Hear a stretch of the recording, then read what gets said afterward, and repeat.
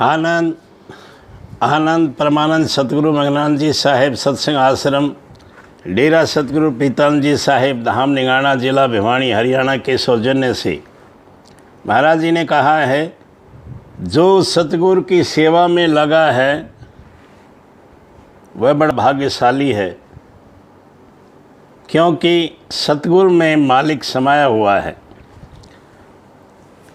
जब बड़े महाराज जी डेरे में बाबा जमल सिंह जी के पास आए तो वहाँ कोई मकान नहीं था, सिर्फ एक छोटी सी कोठरी थी जिसके आसपास बाढ़ लगी थी। पानी का कोई इंतजाम नहीं था। पानी दरिया से या बड़ाइच गांव के कुएं में से लाना पड़ता था। जिस वक्त वहाँ निर्माण का कार्य शुरू हुआ, बड़े महाराज जी ने कुआं खुदवाए और मकान भी बनवाए। उस वक्त नदी में बाढ़ आने के कारण बड़ाइच गांव ढह रहा था। लोगों ने उनसे कहा कि आप यहाँ मकान बनवा रहे हो, कुआं लगवा रहे हो, यह आपकी नासमझी है। अगर दरिया सब कुछ बहा कर ले गया तो बड़े महाराज जी ने, जो उसमें सेना में एक इंजीनियर के तौर पे काम कर रहे थे, उनको जवाब दिया कि अगर मकान बन जाएं और सतगुरु एक बार भी आकर इनमें बैठ जाए तो आप अपनी मेहनत को सफल समझेंगे, फिर चाहे दरिया ले जाए परवाह नहीं। सो ये सतगुरु की सेवा है। मतलब यह है कि जो धन साध संगत की सेवा में लग जाए वो सफल है, उसकी रखवाले भी सतगुरु आप ही करते हैं। महाराज जी ने कहा है, जब कोई व्यक्ति किसी पूरे सतगुरु से या उनके प्रतिनिधि के द्वारा नामदान प्राप्त करने के लिए संपर्क कर लेता है तो चाहे नामदान पाने के पहले ही उसकी मृत्यु क्यों न हो जाए, उस व्यक्ति को पूरी जिम्मेदारी सतगुरु ले लेते हैं। नामदान के लिए अपनी इच्छा प्रकट करने के समय से ही उस व्यक्ति को सतगुरु द्वारा संभाल और मार्गदर्शन मिलने लग जाता है। बड़े महाराज जी ने अपना देखा हुआ एक वाक़या बयान किया।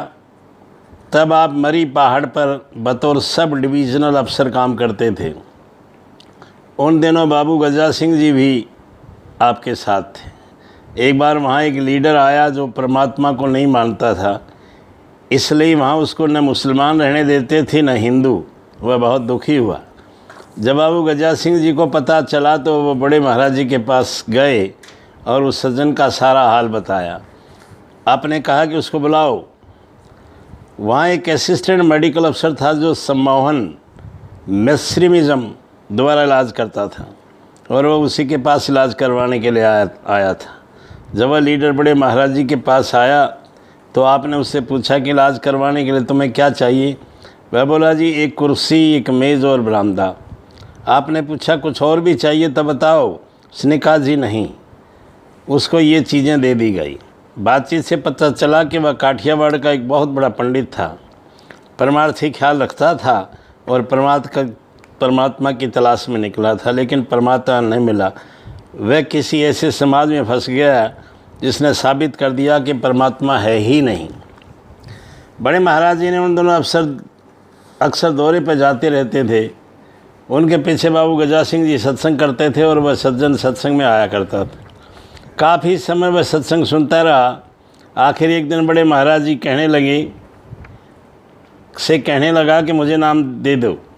आपने इस बात का कोई उत्तर नहीं दिया, बल्कि कई दिन इस तरह खामोशी में बिता दिए। उसने एक दिन खुद ही कहा, जी आप मज़दूरों को रोज़ाना क्या मजदूरी देते हैं? आपने कहा कि 4 आने। उसने कहा, मैं 3 आने लूँगा, मुझे मज़दूरों में शामिल कर लो। इसी दौरान मैं बीमार हो गया। आपने उस जैसे विद्वान और श्रेष्ठ पुरुष को मज़दूरों में तो क्या शामिल करना था, कह दिया कि जब तू ठीक होगा नाम दे दूँगा। आखिर वह नाम लिए बिना वहाँ से सोलन चला गया। कुछ समय बाद आपको सोलन से उसकी चिट्ठी आई। लिखा था कि मुझे उम्मीद नहीं कि मेरी चिट्ठी पहुँचे। खैर, अब मैं परमात्मा को मानता हूँ, मालूम नहीं कि मौत के वक्त में मेरी संभाल करेगा या नहीं। बड़े महाराज जी ने उत्तर में लिखा, वह सब के अंदर है, तेरे अंदर भी है और तेरी संभाल भी करेगा। क्लिफ्टन वास्टर्स ने कहा है, तुम कम से कम मन से तो ज़रूर सदा इस काम में लगे रहो, ड्यूटी के समय भी और खाली समय भी। ये काम तन और मन से शांतिपूर्वक तथा लगन से किए जाने की मांग करता है। लुधियाना का एक स्कूल मास्टर था। उसे नाम अभ्यास का बहुत शौक़ था। एक दिन मैं प्यार के साथ दीवाने हाफिज़ पढ़ता पढ़ता बाहर शहर को चल पड़ा और गुरु के प्यार में इतना मस्त हो गया कि 13 मील दूर एक गांव में पहुंच गया। जब देखा कि मैं दूर आ गया है तो लोगों से पूछा कि यहाँ लुधियाना कितने दूर। उन्होंने कहा कि 13 मील। बोला हो, मैं सैर करने निकला था, 13 मील शहर से बाहर आ गया हूँ। वह बोला अब क्या करूँ। उन्होंने कहा कोई तांगा कर लो। वह बोला मुझे तांगे की ज़रूरत नहीं, मैं जिस तरह आया हूँ उसी तरह वापस चला जाऊँगा। सो मनुष्य मनुष्य के नाम की लज्जत आ जाती है, फिर उसे अपने शरीर की सुध भी नहीं रहती। सेंट मैथ्यू ने कहा है, जब तक तू अपने मुद्दई के साथ रास्ते में ही है, झटपट उससे समझौता कर ले। मैं तुमसे सच कहता हूँ कि जब तक तू कोड़ी कोड़ी नहीं चुकाता तब तक वहाँ से छूट नहीं पाएगा। जब बड़े महाराज जी रावलपिंडी में थे तो वहाँ उनके एक दोस्त थे। ये वाक़या सुनाया। एक फ़ौजी अफसर रिसाले में नौकरी करता था।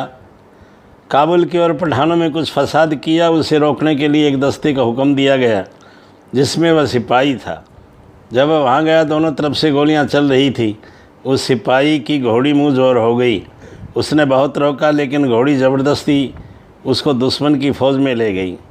पठानों ने 5-6 गोलियाँ घोड़ी को मार दी, 5-6 गोलियाँ फौजी अफसर को मार दी, दोनों मर गए। फ़ौज का ये नियम था कि फ़ौजी दस्ते के राशन का ठेका बनिए के पास होता था। उस अफसर के कोई बाल बच्चा नहीं था। उसके जो नकद पैसे थे वे बनिए के पास अमानत रखे थे। जब उसकी मौत हुई सरकार ने उसके वारिसों को सूचना दे दी। उन्होंने आकर तनख्वाह और सामान वगैरह ले लिया, उसका सारा हिसाब ख़त्म करके ले गए। लेकिन जो 2000 रुपये बनिए के पास जमा था वारिसों को उसका पता नहीं था। बनिए ने उसको अपने हिसाब में शामिल कर दिया। एक निश्चित समय के बाद बनिए के ठेके बदल दिए जाते हैं। जब उस बनिए का समय ख़त्म हो गया तो घर आ गए और दुकान खोल ली। उसका लगभग 20 साल बाद महाराज जी के महामित्र हरिद्वार गया। उसके साथ और कुछ दोस्त भी थे। वापस आते समय सहारनपुर में उसको इस बनिए से मुलाकात हुई। बनिए ने उस पहचान लिया क्योंकि रावलपिंडी में उससे माल खरीदने के कारण काफ़ी पहचान हो गई थी। बनिए ने रात ठहरने के लिए मजबूर किया कि एक तो उनकी रात आराम से बीत जाएगी, दूसरे बनिया उनको सहारनपुर की सैर करवा देगा। वे वहाँ ठहर गई। रात को बनिए ने बहुत शानदार खाना बनवाया और परोस कर उनके आगे रख दिया। जब वह खाने लगे तो नज़दीक एक औरत के रोने चीखने की आवाज़ आई। उन्होंने बनिए से पूछा ये कौन औरत रो रही है। बनिए ने कहा आप खाना खाओ, आपको इससे क्या गर्ज। उन्होंने कहा पहले हमें बताओ, खाना फिर खाएंगे। मजबूर बनिए को बताना पड़ा। उसने बताया मेरी विधवा पुत्र वधू है, कुछ दिन हुए मेरा लड़का मर गया, उसको याद करके रोती है। उन्होंने कहा हो तेरे लड़के की मौत हुई, तू इतने तकल्लुफ़ का खाना खिला रहा है। कुछ बातचीत के बाद बनिए ने कहा कि सुनो, मैं आपको सारा वाक़या पूरी तरह बताता हूँ। 20 साल हुए जब मैं रावलपिंडी से ठेका छोड़कर आया तो आकर शादी की। 2 साल बाद मेरे लड़का पैदा हुआ, उसे पाला पोसा पढ़ाया लिखाया, उसकी शादी की। शादी के बाद वे बीमार हो गए। बड़े बड़े काबिल हाकिम व डॉक्टर उसके इलाज के लिए बुलाए, लेकिन दिन प्रतिदिन उसकी हालत बिगड़ती गई। आखिरकार डॉक्टरी और वैदिक दवाइयों से निराश हो गया तो एक मुल्ला को दम, जादू टोनी या तांत्रिक विद्या सीख किया गया इलाज करने के लिए लाया। उसने दम किया। उस वक्त 2.5 रुपये मेरी जेब में थे, वह उसे दे दिए और कहा कि बाकी फिर दे दूँगा। इतने में लड़का हंस पड़ा। मुल्ला ने कहा मैं इसको बिल्कुल ठीक कर दूँगा, मेरे एक बार दम करने से ही इसकी हालत बेहतर हो गई है। जब मुल्ला चला गया तो मैंने लड़के से पूछा बेटा अब तुझे आराम हो गया है। लड़के ने जवाब दिया हाँ, अब मुझे पक्का आराम हो गया। तब मैंने पूछा पक्का आराम क्या। लड़के ने कहा 20 साल हुए मैं सेना की नौकरी के दौरान तुम्हारे पास 2000 रुपये छोड़कर फौजी हमले में मारा गया था। अब मैंने तुमसे सब वसूल कर लिए, केवल 2.5 रुपये बाकी थे जो तुमने अभी दे दिए हैं। वह जो मेरी औरत है वह घोड़ी है जो मुँह जोर होकर मुझे दुश्मन की फ़ौज में ले गई थी। उसने जो मुझे मरवाया था उसके बदले में उसकी सारी उम्र के लिए विधवा छोड़ के जा रहा हूँ। यह वृत्तांत सुनकर बनिए ने कहा अब मर गया फौजी, रोती है घोड़ी, मैं किसको रोऊँ।